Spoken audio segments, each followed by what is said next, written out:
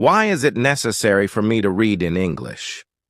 This is a question that my colleagues often ask me. They believe that I attend classes, complete my homework, and watch films in English. So why should I bother reading books? Well, let me explain why reading is the most effective way to enhance your English skills. First and foremost, reading is of utmost importance. In the past, only 1 in 4 individuals pursued higher education, but now more people are attending university. Consequently, all professions require a greater emphasis on reading and writing compared to previous years. This holds true for everyone, whether you work in an office or as a mechanic. Secondly, reading has a profound impact on improving your speaking, writing, vocabulary, and grammar, more so than any other method. While it may not directly enhance your listening skills, it does expand your vocabulary. With a broader English vocabulary, you can listen more effortlessly and improve your listening skills in that manner. During your school years, you likely encountered numerous tedious English textbooks and stories accompanied by exercises. However, I am not referring to those. I am referring to reading for pleasure. This entails reading a book simply because you enjoy it. You are not reading because your teacher instructed you to, or because you feel obligated to do so. You are reading because you genuinely want to. In an experiment conducted in American schools, boys were given free books, such as James Bond novels. They were told, "You can do whatever you want. You don't have to read the books." However, the boys did read the books. In fact, they read a significant number of books. Some boys even finished a book every 2 days. After several years, the students were tested. The students who received the books demonstrated improvement in their reading and writing skills, and they also expressed a greater fondness for school. On the other hand, the students who did not receive the books did not experience any improvement in their reading and writing abilities. In fact, some of them even regressed. This phenomenon is not limited to native English speakers. A similar experiment was conducted on students learning English in the Fiji Islands. 3 teaching methods were tested: traditional English instruction with grammar classes and exercises, silent reading in class, and reading together with the teacher. After 1 year, the 2 methods involving reading proved to be the most effective. They outperformed the students who underwent traditional English classes. The experiment was repeated in Singapore, and the results were similar. The students who engaged in silent reading performed exceptionally well, particularly in grammar tests. Conversely, the students who attended grammar classes performed worse in grammar tests. In traditional classes, we tend to focus on memorizing grammar rules and vocabulary. However, when we read, we naturally absorb these elements. You may be thinking, reading in English is too difficult for me. I have to constantly use a dictionary. It's boring and I can't do it. I understand your concerns. That is precisely why I wrote this book. I believe that this book will make reading enjoyable for you because the stories are easy and entertaining. The early stories are short and simple, while the later stories become longer and more challenging. By the time you finish the book, you will think to yourself, "Wow, I did it." I also produce a podcast called Simple Spoken English Practice. 9 of the stories in this book were originally written for the podcast. One of the stories was specifically written for this book. However, when I compiled this book, I made improvements to the stories. Now you can read the stories at beginner, pre-intermediate, intermediate, or advanced levels. All the stories are fairy tales. Some are well-known fairy tales, while others are lesser known. I even wrote one of the stories myself. You might be thinking, fairy tales are meant for children. I need to learn useful vocabulary. I need to study business and science. That can't be fun. In reality, the vocabulary used in these stories is indeed useful. McQuillan conducted an experiment where he analyzed the vocabulary in novels. He found that 8% of the words appeared on academic word lists, which are lists of words necessary for university-level studies. Rolls and Rogers also conducted an experiment. They investigated whether reading 1,000,000 words of science fiction would help students learn important scientific terms for university studies. The answer was a resounding yes. Therefore, fairy tales can be beneficial for you as well. However, I understand if you still have doubts. When I first learned about all of this, I found it hard to believe as well. But I am always open to trying new things, and I have a passion for learning languages. So, in 2017, I decided to conduct an experiment. I had always wanted to learn Spanish, but I didn't make much progress in traditional classes. That's when I said to myself, I will read 1,000,000 words in Spanish. Afterwards, I will assess my proficiency level.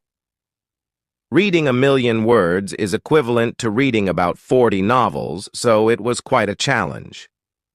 I started with easy reading material, similar to this book. Then, I moved on to reading translations of books that I had already read in English. For example, I had read Harry Potter and Game of Thrones in English, so I read them in Spanish as well. Finally, I began reading new books in Spanish. I explored the works of Latin American authors such as Isabel Allende, Jorge Luis Borges, and Manuel Puig. I thoroughly enjoyed their books. I also listened to podcasts, but I always read the transcripts and added new words to my vocabulary. After completing my goal of reading 1,000,000 words, I engaged in conversations with native Spanish speakers. I found that I had reached an intermediate level. I could understand almost everything I read, comprehend clear speech, and hold conversations. I had primarily focused on reading rather than speaking. In just 1 year, I learned more than most students learn in 2 years. I didn't try to memorize grammar rules and vocabulary. I learned them naturally. You may be thinking, I don't believe this. Or perhaps you're thinking, wow, I'm going to read for hours every day. However, I must emphasize something crucial. You must read books that are both easy and enjoyable. If a book is too difficult or boring, put it down and find another one. Stephen Krashen, an expert in language teaching, advises, only read things in English that are fun and interesting. Read things that are really easy that you wouldn't read in your native language because they are too easy. Therefore, you can read comics, magazines, detective stories, romance novels, and more. Don't feel guilty about reading translations. When you read very easy books, you will understand the meaning of unfamiliar words easily without needing to consult a dictionary. Now, you may be wondering, what exactly constitutes easy? Research suggests that you should understand at least 98% of the words in a text. I know, 98% seems like a high threshold. However, let me provide you with an example. Consider a text where 50% of the words are nonsensical. In this case, you would only understand 50% of the words. Jerry fled out of bed and opened the curtains. He blamed to himself as he made breakfast. He made coffee and put butter on his puffer. Someone called his phone, and he picked it up. He was very surprised by who was tingling, so his inky fell on the floor. Is that easy to understand? Could you read an entire book written in that manner? Now, let's consider the same text, but this time, only 2% of the words are nonsensical. In this scenario, you would understand 98% of the words. Jerry jumped out of bed and opened the curtains. He sang to himself as he made breakfast. He made coffee and put butter on his toast. Someone called his phone and he picked it up. He was very surprised by who was calling, so his inky fell on the floor. How was that? You may not have understood everything, but it was more enjoyable to read compared to the first text. This is precisely why reading for pleasure is so beneficial. Even if you don't comprehend every single word, you understand enough to follow the story without constantly referring to a dictionary. Therefore, if you find this book too challenging, try reading something easier. If you find it boring, seek out more engaging material. I understand that not everyone enjoys my writing style, and that's perfectly fine. Find a book that suits your preferences. When we have fun, we learn much more effectively. Since I want this book to be enjoyable, it does not contain any exercises. I considered including exercises after each story, but I believe that your time is better spent reading more. Read for pleasure. Once you finish this book, you can move on to the next level because you are already familiar with the stories. You will know them well, making it easier to comprehend. And who knows, by the time you finish this book, you may develop a love for stories. I certainly hope so. If you do wish to read more, you can also listen to my podcast, English Listening Practice. I release a new story every week, complete with audio and text. There are over 100 episodes for you to enjoy. We can enhance our English skills through captivating stories. Let's listen to one of these stories. It will undoubtedly improve your English speaking abilities. Unprecedentedly, do you desire to improve your English? Do you wish to speak English more fluently? You see, the English language has transformed my life. I was born in Hong Kong, so English is not my first language. My first language is Cantonese. My second language is Mandarin because my mother is from Taiwan, and my third language is English. When I first immigrated to North America, I couldn't speak a word of English. I am aware that some of my fans watch my videos to learn how to speak English. I find that quite interesting. Therefore, today, I would like to share with you 5 steps to improve your English fluency. These are the steps that I personally followed to learn the English language. Step number 1 to improve your English fluency is actually quite simple. Don't worry about it. That's right, don't worry about it. Speak whenever, wherever, and however you can. It doesn't matter if you have an accent. I still have an accent, and I communicate with tens of millions of people every month. It doesn't matter. Don't concern yourself with how others will judge you or what they will think of you. None of that matters. Just speak as much as you can. If someone doesn't understand you, repeat yourself. If they still don't understand, repeat yourself again. Just keep speaking. Step number 2 is immersion. When I was learning English, I immersed myself in the language. I listened to English music every day and tried to sing along to the songs. It was challenging at first. I attempted to listen to rap music, but it was too difficult for me. However, I watched English movies without subtitles and listened attentively. Initially, I didn't understand much, maybe only 5% of the dialogue. But as my English improved, I noticed that I could understand more and more of the movie. Therefore, immerse yourself in English. Speak in English, listen to English music, and watch English movies. Engage in these activities as much as possible. Naturally, you will pick up slang, stories, and phrases. That's how you learn a language. Step number 3 is to make it enjoyable. Learning English doesn't have to be a chore. Interact and connect with people who speak English.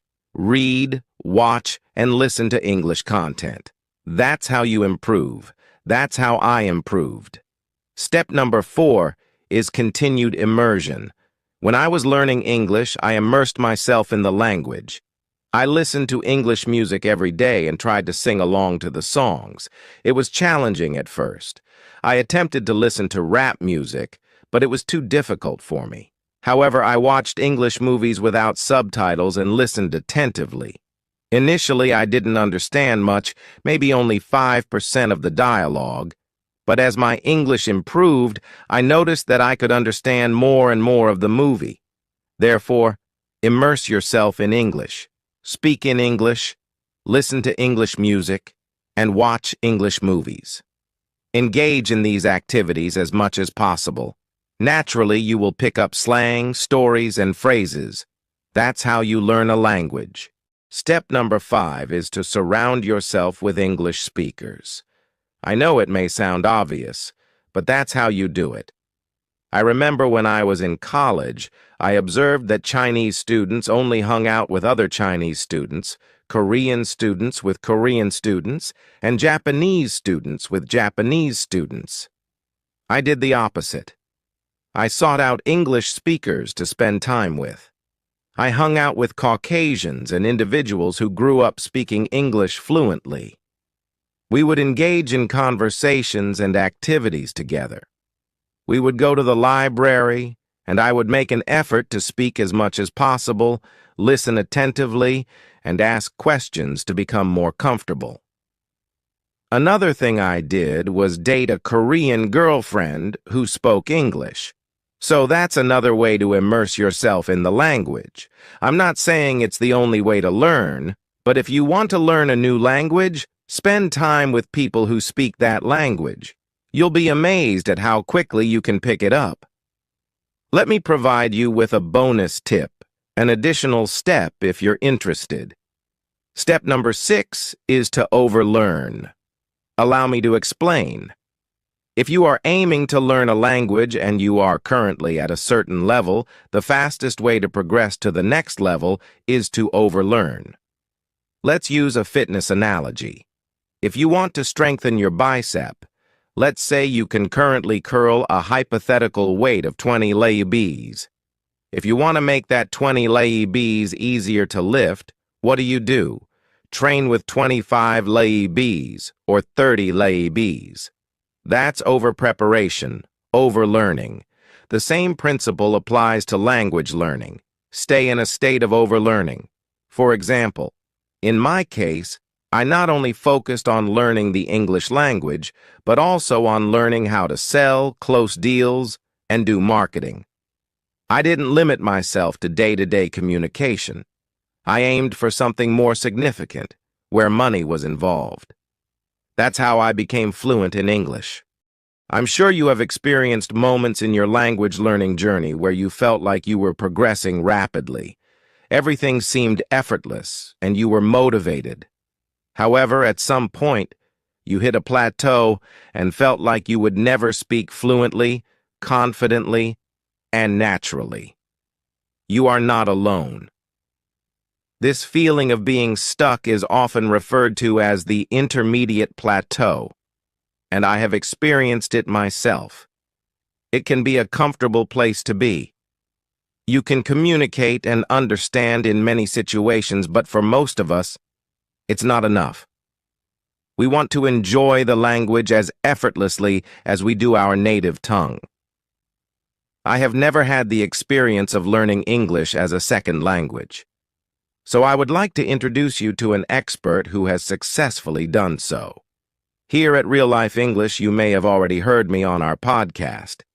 However, today, I would like to share a bit of my story and how I went from knowing zero English to the level of proficiency I have today. Just like you, I am an English learner myself, and I had to learn English from scratch in my home country of Brazil. I have never lived abroad, so I will share with you how I accomplished this and hopefully provide you with some inspiration and ideas for your own English journey. Before we begin, make sure to subscribe to our channel and click the notification bell, because we release videos every week to help you speak English confidently and naturally. Now let's get started. My English journey began when I was 15 years old. As I mentioned earlier, I am from Brazil, and at that time I had zero knowledge of the English language. I couldn't speak, read, or write in English. However, at the age of 15, something magical happened. I developed a strong desire to become bilingual.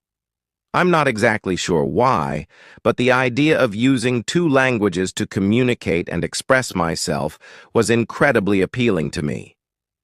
I also observed that none of my family members, friends, or social circle knew English. This realization led me to associate knowing English with having a better life and more opportunities. I enrolled in an English course, which proved to be very helpful. I also had a friend who attended the same course, and he kindly lent me his old course books. Every semester, his school would change the books, so he would lend me the ones he no longer needed. That's how I began my English journey. I studied with those old books and a grammar book that he lent me. I studied on my own with those books, and I remember being fascinated by the English language. It had always intrigued me, but now I was actively studying it. I read passages from the books, copied sentences that I saw, and I was already excited because I was using another language to write, communicate, and express myself. However, my speaking skills were still very poor. I couldn't speak yet, even though I had grown up watching movies and listening to music in English. My speaking abilities were not yet developed. I remember attempting to read passages out loud from the books I was studying, and it was a disaster. The words didn't flow, and I had no idea how to pronounce certain words. For example, I struggled with pronouncing loud. But I persisted because that's all I did for about 3 years, from the ages of 15 to 18. Most of my time was spent studying with books, and that was my first mistake. I'm sharing this with you because I took far too long to start speaking. You don't want to make the same mistake. At that time, 20 years ago, it was much more difficult to find people to practice speaking with. So, I focused solely on studying with books. However, nowadays we have access to numerous resources, such as language learning apps. Speaking of apps, I can recommend the Real Life English app. With this app, you can have conversations with people from all around the world at the touch of a button. Additionally, you can listen to our podcast and access the transcripts. It's an incredible resource. If you haven't downloaded the app yet, I highly recommend doing so.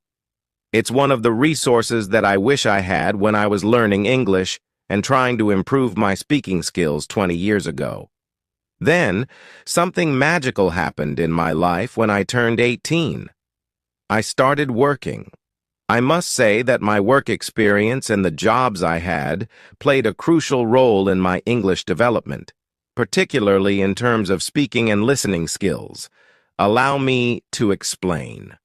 My first job was as a cashier at a drugstore.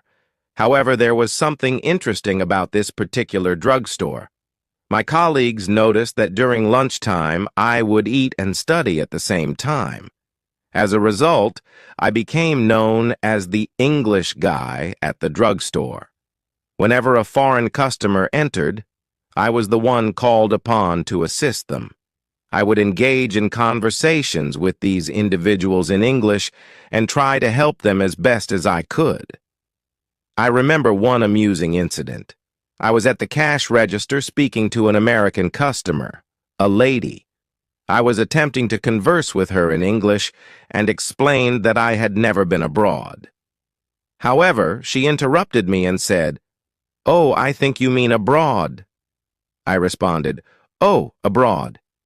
Thank you for the correction. I appreciate it."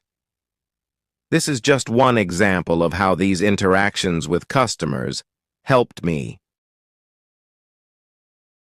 Sometimes I would say something incorrectly, and the person would kindly correct me.